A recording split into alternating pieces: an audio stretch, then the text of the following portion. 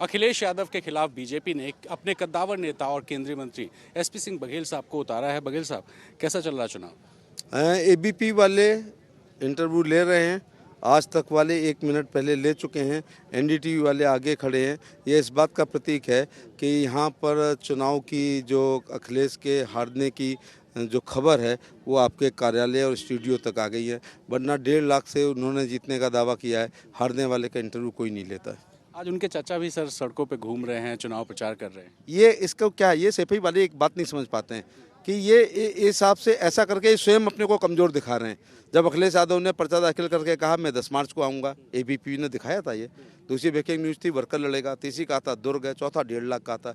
1.5 लाख से जीत रहे हो तो यहाँ नाक क्यों रगड़ रहे हो? फिर शिवपाल जी को आने की जरूरत पड़ गई है, धर्मेंद्र जी वोट मांग रहे हैं, अक्षय वोट मांग रहे हैं, तेज प्रताप सिंह वोट मांग रहे हैं, डिम्पल यादव वोट मांग रही ना। आने वाले अखिलेश यादव 6 दिन के अंदर आ गए, दोबारा 17 तारीख को। ये सब चीज़ें इस बात का प्रतीक है कि वो बहुत डरे हुए हैं। चुनाव जीत जाएंगे आप? 100% जनता जिताती है। ये गढ़ कहा जा रहा है कि ये तो सपा का गढ़ है, कर्म भूमि है नेताजी की। लोकसभा संसद यहाँ से संसद पहुंचे हैं जीत करके, ऐसे में कितनी मुश्किल हो रही है? बहुत अच्छा सवाल है, उदाहरणों के साथ दिखाऊंगा, काटना नहीं। डिम्पल यादव 4 साड़ी लेकर के कन्नौज फिरोजाबाई आई थी कि वो गढ़ है, हार के गई। गढ़ गिरा, डिम्पल हारी। फिर वो गई कन्नौज। ये बात जरूर दिखाना कि सेफई वालों की गुंडागर्दी की पराकाष्ठा हिंदुस्तान की राजनीति में पहली बार देखी गई कि जो नेहरू जी से लेकर के और इंदिरा गांधी या हमारे दीनदयाल जी या डॉक्टर लोहिया से लेकर अटल जी और मोदी जी कभी निर्विरोध नहीं हुए, तो ये निर्विरोध हो गई। ये गुंडागर्दी की पराकाष्ठा और वोट की चोट की पराकाष्ठा और डेमोक्रेसी की खूबसूरती देखो। वही डिम्पल यादव इस समय हारी हुई घर में बैठी हैं और मैं मंत्री के रूप में आपके बीच में बयान दे रहा हूँ। फिर धर्मेंद्र यादव का किला था बदायूं, वो हारे हैं। और अक्षय यादव फिर आकर दोबारा फिरोजाबाद से हारे हैं। तो इस समय उनके घर में डिम्पल यादव, अक्षय यादव और धर्मेंद्र यादव 3 हारे हुए, गढ़ों के हारे हुए सेनापति हैं। तेज प्रताप की जगह तो नेताजी लड़ गए यहाँ पर।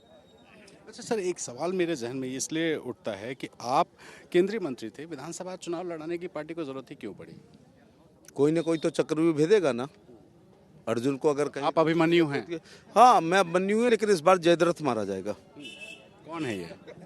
जो उस चक्रव्यूह को तोड़ने नहीं देगा वो मारा जाएगा, जनता मारेगी। तो ये क्या कम सौभाग्य की बात है? एक बार पिक एंड चूज।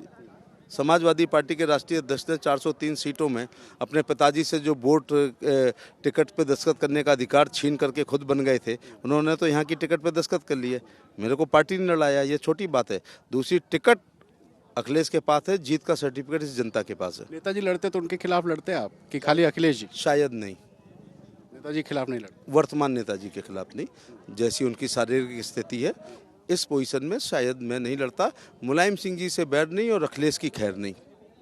चलिए, आखिर सवाल सर ये कि ये जो चुनाव है ये कितना बड़ा चुनाव है? अगर क्या समाजवादी पार्टी जो दावा कर रही है सरकार बना लेगी, अखिलेश जी सीएम बन जाएंगे, तो मुद्दा क्या है आपके लिए? हिंदू मुस्लिम है, जालीदार टोपी है, जिन्ना है, पाकिस्तान है, या क्या है?